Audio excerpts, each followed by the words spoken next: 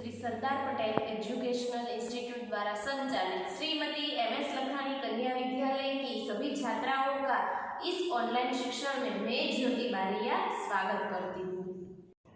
विद्यार्थी मित्रों, आज हम विषय हिंदी में इकाई 7 यह भी एक परीक्षा और इसका साहित्य प्रकार है एकांकी और इसके लेखक है सुरेंद्र अंचल। आज हम इस एकांकी का अध्ययन करेंगे। प्रस्तुत एकांकी के रचनाकार प्रसिद्ध साहित्यकार श्री सुरेंद्र अंचल जी ने अनेक एकांकी, कविता, रेडियो रूपक, कहानी आदि की रचना की है। जीवन में शिक्षा का बहुत महत्व है। मनुष्य के भीतर जो शक्तियाँ है उनका सही ढंग से उपयोग करना ही सच्ची शिक्षा है। परीक्षा में ज़्यादा अंक प्राप्त करना यही शिक्षा का मूल्य उद्देश्य नहीं है, मगर वास्तविक जीवन में शिक्षा का उपयोग कर दिखाना है। मानवता बड़ी मूल्यवान चीज है, यही इस एकांकी का प्रमुख उद्देश्य है। प्रथम दृश्य, पर्दा उठता है। बाजार का दृश्य, कुछ लोग इधर उधर आ जा रहे हैं। एक बालक, कंधे पे थैला, हाथ में ब्रश, बूट पॉलिश। एक राहगीर यानी कि मुसाफिर, पथिक से, बाबूजी जूते चमका दूं, शानदार कर दूंगा। राहगीर, नहीं रे परे हट। बालक, बूट पकड़कर, आईना बना दूंगा यानी कि बहुत चमका दूंगा। अपनी शक्ल देखकर फिर पैसा देना, बाबूजी सिर्फ 2 रुपये। इस एकांकी में 2 दृश्य दिए गए हैं। प्रथम दृश्य जो बाजार का है, उसमें एक लड़का हाथ में थैला और एक हाथ में ब्रश लेकर बाजार में आता है और बोलता है बूट पॉलिश। इनमें एक राहगीर यानी कि रास्ते पे चलने वाला एक आदमी उसे दिखाई देता है और वह कहता है कि बाबूजी जूते चमका दूंगा, शानदार बना दूंगा, लेकिन वह राहगीर उसे मना कर देता है। वो बालक फिर से कहता है कि आईना बना दूंगा, आप बूट पर अपना चेहरा देखकर फिर में हमें 2 रुपये देंगे। राहगीर यानी कि मुसाफिर बोलता है, अरे हट, झोंक की तरह चिपक जाता है। झोंक की तरह चिपक जाना यानी कि जो खून चूसने वाला जंतु है उसी तरह। भाग। राहगीर के पीछे बालक चला जाता है। दूसरी ओर से एक हाकर अखबारों का बंडल लिए आता है। हाकर अखबार हिलाते हुए, आज की ताज़ा खबर, भूकंप से गिरे मकानों का नवनिर्माण, छात्राओं की फीस माफ, स्कूल के लड़कों ने डाकू पकड़ा, आज की ताज़ा खबरें। कुछ लोग अखबार खरीदने लगते हैं। दूसरी ओर से चाय वाला बालक आता है। एक हाथ में बाल्टी जिसमें कप रखे हैं, एक हाथ में केतली। बालक राहगीर के पैर पर बैठ जाता है और वह कहता है कि लाओ मैं तुझे बूट पॉलिश कर दूं, लेकिन वह राहगीर उसे कहता है कि चल हट, और दूसरी ओर से वह चला जाता है। बालक और राहगीर भी चला जाता है। दूसरी ओर से एक अखबार वाला आता है और वह बोलता है आज की ताज़ा खबर, लेकिन कोई लोग उसको वह बोलता है कि भूकंप से गिरे मकानों का निर्माण, छात्राओं की फीस माफ, स्कूल के लड़कों ने डाकू को पकड़ा है, ये सब वह बोलते हैं और कई लोग उसके पास से अखबार खरीदने आते हैं। इतने में एक लड़का हाथ में चाय वाला आता है और हाथ में कई कप और केतली लेकर आता है। चाय वाला, चाय गरम चाय। एक बालक अखबार पढ़ता हुआ चलता चलता चाय वाले से टकरा जाता है। बाल्टी छिटक कर गिरती है। 2-3 कप बिखर जाते हैं। चाय वाला, अंधा है क्या, देखकर नहीं चलता, मेरे कप टूट गए। बालक, चल फूट यहाँ से, पेट खराब कर दिया और ऊपर से रोब जमा रहा है। दोनों लड़ते झगड़ते जाते हैं। दूसरी ओर से एक बुढ़ा अंधा भिखारी बैसाखी के सहारे आता है। कटोरे में कुछ पकौड़ियाँ, अमरूद, रोटी के टुकड़े, रेजगारी आदि है। भिखारी, बाबूजी भूखा हूँ, मेरा सब कुछ लूट गया, भगवान तुम्हें खूब बरकत देगा, भगवान तुम्हारा भला करेगा। एक बालक, हाथ में किताबें, परे हट, इधर तो स्कूल की देर हो रही है और यह सामने आ रहा है। हूँ जेब में हाथ डालकर पैसे निकाल गिनता है। यहाँ तो पिक्चर के टिकट में भी 98 कम है, तू देगा, चल जाता है। चाय वाला चिल्लाता है, चाय गरम, चाय गरम, चाय, यह सब बोलता है। इतने में एक बालक अखबार पढ़ता पढ़ता उससे टकराता है और उसकी बाल्टी उसके हाथ से छिट जाती है और सारे कप टूट जाते हैं। यह सब देखकर वह लड़का चाय वाला बोलता है, क्या अंधा है, देखकर नहीं चलता, मेरे सारे कप फूट गए।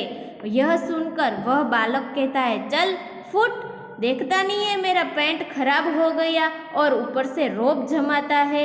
यह सब सुनकर दोनों लड़ते झगड़ते दूसरी ओर से एक बूढ़ा अंधा भिखारी बेसहाखी यानी कि बेसहारा है, वह आता है और उसके कटोरे में पकौड़ियाँ, अमरूद, रोटी के टुकड़े, रेजगारी आदि है। रेजगारी यानी कि कुछ पैसे है, वो सब है। और वो भिखारी सभी से भीख मांगता है और कहता है कि भगवान तुम्हारा भला करेगा, मुझे कुछ दे दो।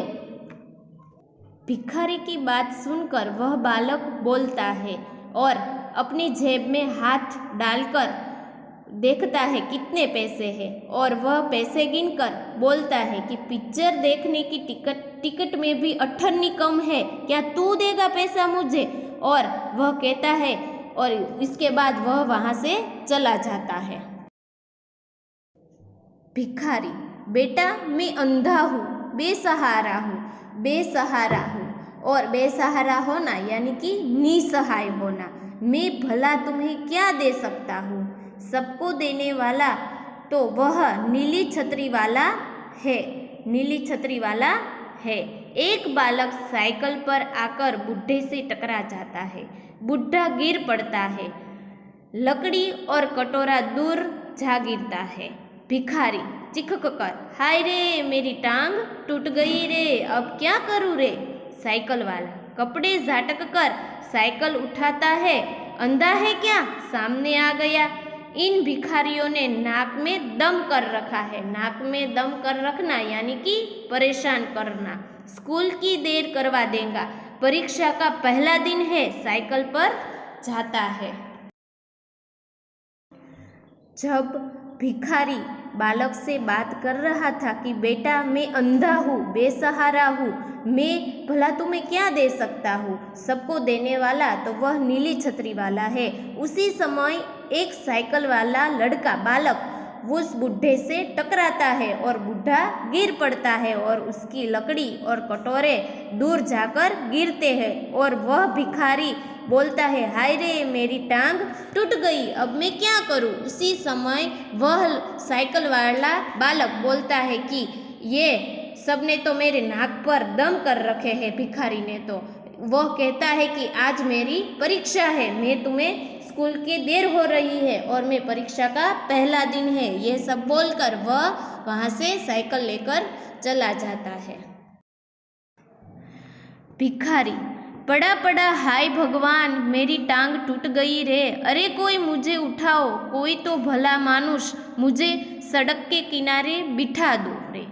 ए लाला, ए बाबू, मुझे सड़क के एक तरफ ले चलो रे। एक विद्यार्थी आता है, हाथ में बस्ता। विद्यार्थी, अरे क्या हो गया बुढ़े बाबा? टांग देखकर, अरे रे चोट ज्यादा लगी है। टोकरे में पैसे रोटी आदि डालकर देता है, लो बाबा यह रहा तुम्हारा कटोरा, इसमें 7 रुपये है। भिखारी जब गिर पड़ता है और साइकिल वाला चला जाता है, उसी समय वह भिखारी सबकी सहाय वहाँ बैठकर सबकी सहाय मांगता है और बोलता है, हे लाला, हे बाबू, मुझे सड़क के किनारे और एक तरफ मुझे कोई छोड़ दो। उसी समय वहाँ से एक विद्यार्थी निकलता है और विद्यार्थी उस बुढ़े को देखता है और बोलता है, अरे बुढ़े बाबा, आपकी टांग पर तो बहुत ज़्यादा चोट लगी है। और वह विद्यार्थी उसके कटोरों में पैसे और रोटी आदि डालकर उसे देते हैं और कहते हैं कि लो बाबा, आपके कटोरे में 7 रुपये है। भिखारी कटोरा लेकर कराहता हुआ, जीते रहो बेटा, भगवान तुम्हें अच्छे नंबर से उत्तीर्ण करे। मेरे राजा बाबू को मुझ अंधे की लकड़ी कहाँ है बेटे, मुझे सड़क के किनारे कहीं पेड़ के नीचे बिठा दो, भला होगा तुम्हारा। विद्यार्थी लकड़ी थमाकर, लो यह रही लकड़ी, स्कूल की घंटी सुनाई देती है। अरे पहली घंटी लग गई, आज परीक्षा का पहला ही दिन है। किंतु खैर, बुढ़े से बाबा उठो, तुम्हें फुटपाथ पर बिठा दूँ।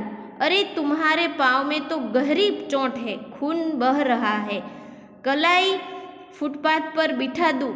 कलाई की घड़ी देखकर सोचता हुआ स्वयं से, उधर परीक्षा का समय, इधर यह अंधा बाबा, क्या करूँ।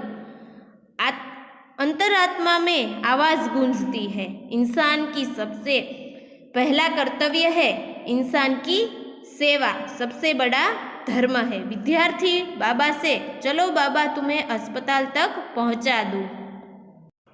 जब विद्यार्थी बाबा को, भिखारी को कटोरा हाथ में देता है, तब भिखारी उसे कहते हैं कि बेटा जीते रहो, भगवान तुम्हें अच्छे नंबरों से उत्तीर्ण करे।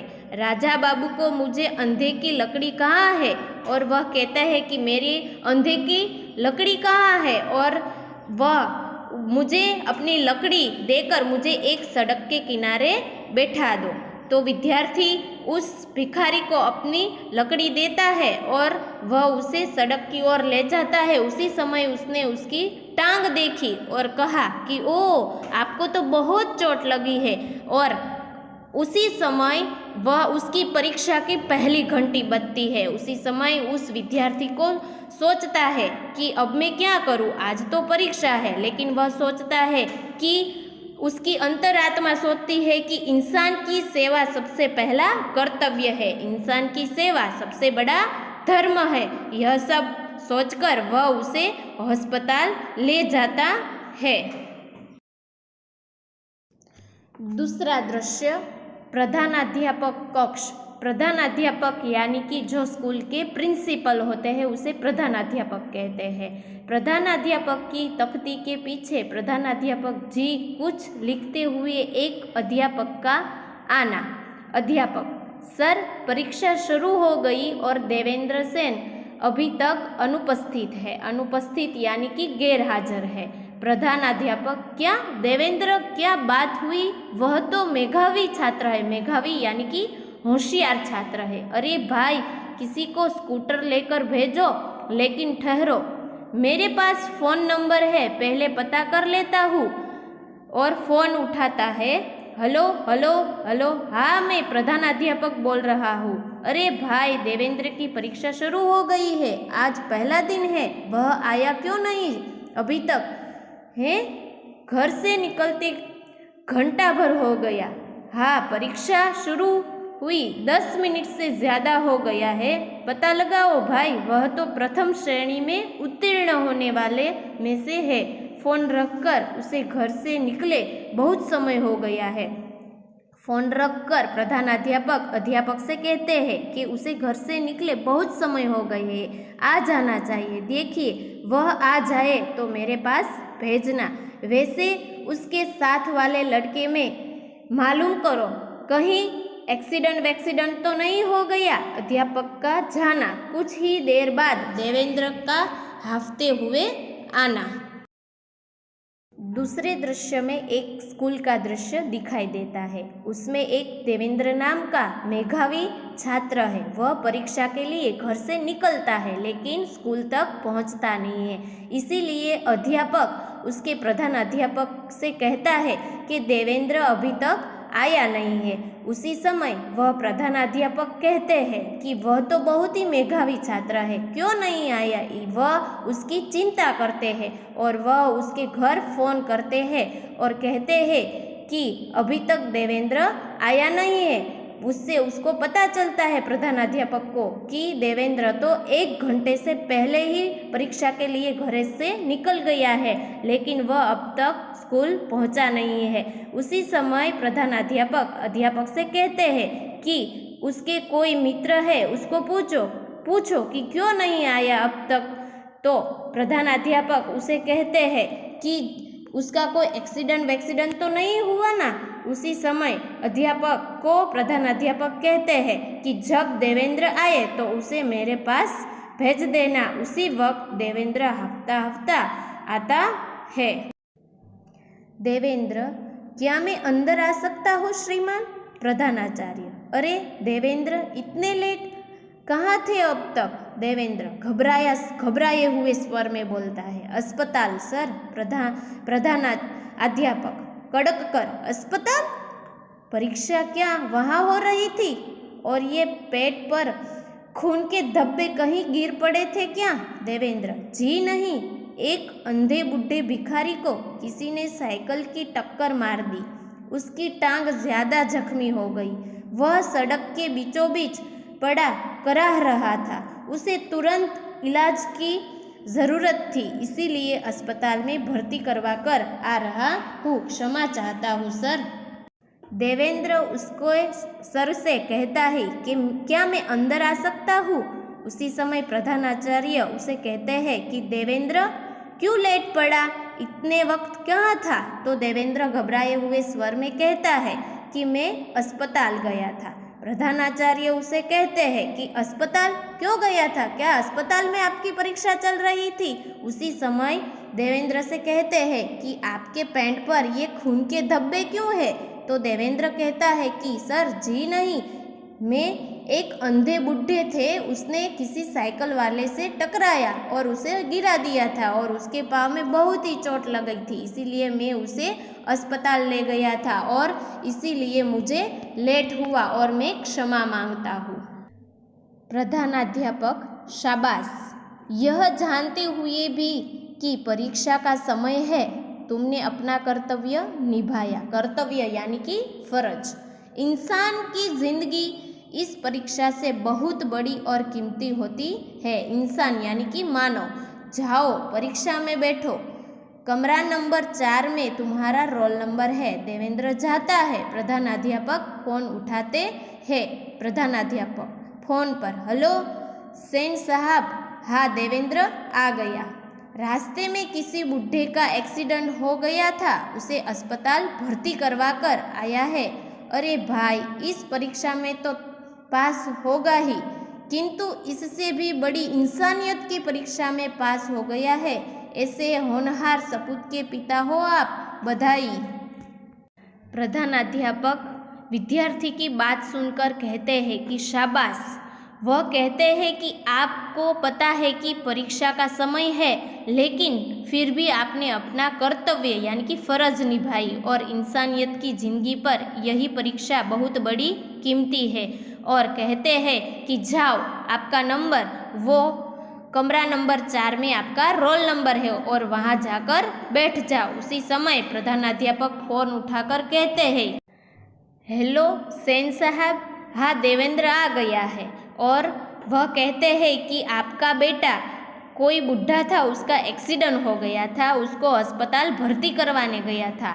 और कहते हैं कि भाई, इस परीक्षा में तो पास हो गया ही, किंतु इससे भी बड़ी इंसानियत की परीक्षा में आपका बेटा पास हो गए हैं और ऐसे ही सपूत के, होनहार सपूत के आप पिता हो, इसीलिए आपको बधाई है।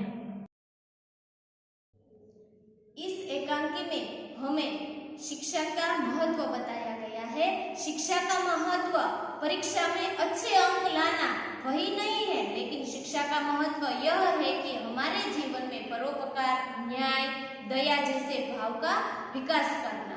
इस एकांकी में एक विद्यार्थी है, उसे परीक्षा में जाने की देरी होती है, लेकिन फिर भी वह बुढ़ा इंसान है, उसके पाँव में उसे चोट लगी है, फिर भी वह उसको अस्पताल में भर्ती करवाता है और उसके बाद ही वह परीक्षा देने के लिए जाता है। वह परीक्षा खंड में जाकर पाठशाला में जाता है। उसी समय वह अपने शिक्षक को ये सारी बात बताता है और उसी समय उसके शिक्षक उसे कहते हैं कि बेटा, आज आप परीक्षा में ही पास नहीं हुए, लेकिन जीवन की परीक्षा में, जो इंसानियत की परीक्षा है, उसमें पास हो गए हैं। इसी तरह